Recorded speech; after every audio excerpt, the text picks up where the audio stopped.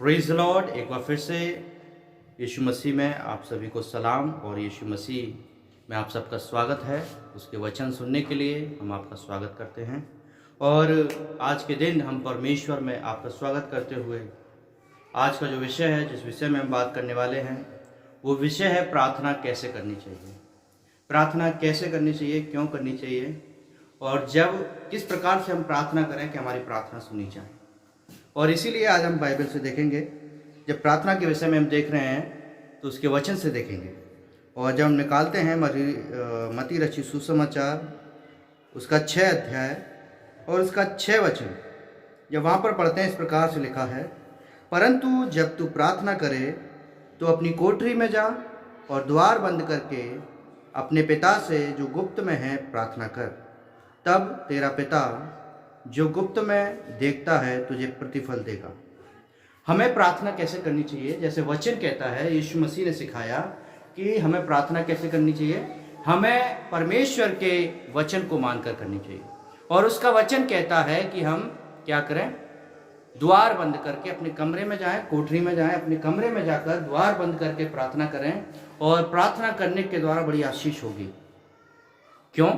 क्योंकि जब हम गुप्त में प्रार्थना करेंगे तो हमारा पिता हमारी प्रार्थनाओं को सुनता है और जब वो सुनता है तो आशीष भी देता है और तभी प्रतिफल मिलेगा जब हम प्रार्थना उसके वचन के अनुसार करेंगे।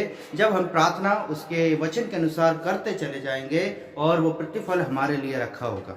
एक और बात पढ़ते हैं, 7 वचन में और चलते हैं। इसके वहाँ लिखा है, प्रार्थना करते समय अन्य जातियों के समान बकबक ना करो, क्योंकि वे समझते हैं कि बहुत बोलने से उनकी प्रार्थना सुनी जाएगी। प्रार्थना करते समय हमें क्या करना है, ज़्यादा बकबक या अपने मन की बातें ज़्यादा परमेश्वर से नहीं कहनी, क्योंकि लोग ऐसा सोचते हैं यदि वो ऐसा करेंगे तो उनकी प्रार्थना क्या होंगी, सुनी जाएंगी। लेकिन ऐसा नहीं है। परमेश्वर से जब हम प्रार्थना करते हैं तो गुप्त में करें और जो भी बातें बोलनी है परमेश्वर से गुप्त में बोलें। अन्य जातियों के समान ऐसी वैसी बातें ना बोलें और ज़्यादा ना बोलें। ज़्यादा नहीं बोलेंगे तो समय तक प्रार्थना कैसे करेंगे, सबसे बड़ा सवाल। और जब हमें प्रार्थना करनी है तो याद रखना है, सबसे पहले बाइबल का एक नियम है, अपने रूम में जाकर या जिस स्थान में हो तो हमें क्या करना, शांति से एक जगह पर बैठकर, जहाँ पर कोई हमें दिखाना नहीं है, लोगों को दिखाने के लिए प्रार्थना नहीं करनी अन्य जातियों के समान, रोड पर चौराहे पर नहीं, परंतु अपने घर के अंदर प्रार्थना करनी है। और प्रार्थना करने का एक सिस्टमेटिक तरीका बाइबल के अंदर दिया गया है। सबसे पहला सिस्टम क्या है, अपने कमरे में जा, अपने घर में जा, अन्य जातियों के समान प्रार्थना ना कर, क्योंकि ऐसा करने से तेरी प्रार्थना नहीं सुनी जाएगी। लेकिन एक बहुत ही अच्छा तरीका परमेश्वर ने बताया, प्रार्थना करते समय हमें अपने आप को पवित्र आत्मा के हाथों में सौंप देना चाहिए। पवित्र आत्मा को इन्वाइट करना चाहिए कि प्रभु पवित्र आत्मा मेरे लिए प्रार्थना कर, और पवित्र आत्मा फिर हमारे अंदर से प्रार्थना करेगा। और इस बात को जब हम देखना चाहते हैं तो वचन से ही देखेंगे।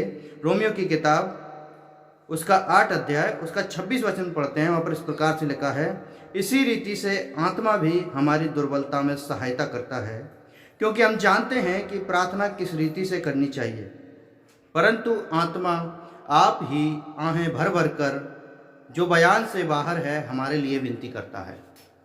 कैसे प्रार्थना करना है हम जानते हैं। सबसे पहला सिस्टम हमें बता दिया गया कि हमें कहाँ पर जाना है। प्रार्थना के लिए अपने घर में, अपने कमरे में जाकर प्रार्थना करनी है, कोठरी बंद कर लेनी है और पवित्र आत्मा के हाथों में सौंप देना है। ज़्यादा बातें नहीं करनी, परंतु अन्य भाषाओं में यदि हम कर सकें तो प्रार्थना करें, क्योंकि आत्मा कैसे प्रार्थना करता है, अन्य भाषा में हमारे लिए प्रार्थना करता है, जो हमारी बुद्धि से बाहर है। क्योंकि हम प्रार्थना करने का विषय समझ नहीं सकते, परमेश्वर की बातों को समझ नहीं सकते, परंतु आत्मा उन सारी बातों को जानता है। क्योंकि यीशु ने कहा, मैं जाता हूँ और मैं तुम्हें एक सहायक देकर जाता हूँ, वो तुम्हें मुझ में से, मेरी बातों में से सिखाएगा। और पवित्र आत्मा जब हमारे लिए प्रार्थना करेगा तो यीशु मसीह की बातों में से वो हमारे लिए प्रार्थना करेगा, यीशु मसीह के वचन के अनुसार वो हमारे लिए प्रार्थना करेगा।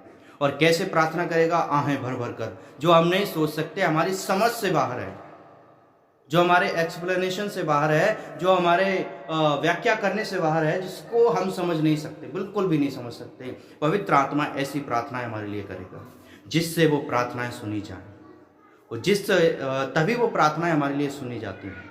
इसी का एक और वचन देखते हैं हम, 26 अभी हमने पढ़ा, रोमियो 8 का 26, उसका 27 भी पढ़ते हैं। वहाँ लिखा है, और मनों को जांचने वाला जानता है कि आत्मा की मनसा क्या है, क्योंकि वह पवित्र लोगों के लिए परमेश्वर की इच्छा के अनुसार विनती करता है। पवित्र आत्मा कैसे विनती करता है? पवित्र लोगों के लिए परमेश्वर की इच्छा के अनुसार विनती करता है, परमेश्वर की इच्छा के अनुसार प्रार्थना करता है। परंतु हम कैसे प्रार्थना करते हैं? हम करते हैं अपनी इच्छा, अपनी विनतियों के अनुसार प्रार्थना करते हैं। परंतु जब हम परमेश्वर के पवित्र आत्मा के हाथों में सौंपते हैं, वो हमारे लिए अपने अनुसार, अपनी आत्मा के अनुसार प्रार्थना करता है। जैसे मैंने अभी आपको बताया, यीशु ने कहा, मैं तुम्हें सहायक दिए जाता हूँ, वो तुम्हें मेरी बातों में से बताएगा, और पवित्र आत्मा भी तुमको मेरी बातों में से प्रार्थना करना सिखाएगा। पवित्र आत्मा, इसका मतलब यीशु मसीह के अनुसार, उसकी मनसा के अनुसार प्रार्थना करेगा। क्योंकि हम परमेश्वर की मनसा को नहीं जानते, हम परमेश्वर की योजना को नहीं जानते, परंतु परमेश्वर का आत्मा हमारे लिए उन योजनाओं को, उन मनसाओं को जानता है जो पवित्र आत्मा ने और परमेश्वर ने हमारे लिए तैयार की हैं। यीशु मसीह ने जो भी योजनाएं मेरे और आपके लिए तैयार की हैं, वो वास्तव में पूरा करने जा रहा है। यदि वास्तव में हम प्रार्थना करना सीखना चाहते हैं तो यही एक फॉर्मूला है। जब हम घर में जाएं, प्रार्थना तो करें, दरवाजा बंद करें, लेकिन अपने आप को पवित्र आत्मा के हाथों में सौंप दें। जब हम पवित्र आत्मा के हाथों में अपने आप को सौंपेंगे तो वास्तव में परमेश्वर का जो योजना है वो पवित्र आत्मा हमारे लिए पूरा करने के लिए फिर काम करेगा। क्योंकि जब हम प्रार्थना करते हैं, अपनी योजनाओं को बोलते हैं, हम अपनी बातों को बोलते हैं, पवित्र आत्मा अपनी बातों में से प्रार्थना करेगा, परमेश्वर की योजना के अनुसार प्रार्थना करेगा, जो कि हमारे जीवन के लिए एकदम एक्यूरेट और परफेक्ट प्रार्थना होगी। और यही सबसे ज़्यादा जरूरी है। यदि वास्तव में हम प्रार्थना करना सीखना चाहते हैं तो हमें सबसे पहले अपने आप को पवित्र आत्मा के हाथों में सौंपना होगा। जब तक हम अपने आप को पवित्र आत्मा के हाथों में नहीं सौंपेंगे, तब तक वो प्रार्थनाएं शायद सुनी ना जाए, तब तक वो प्रार्थनाएं शायद हमारे जीवन से अलग हों।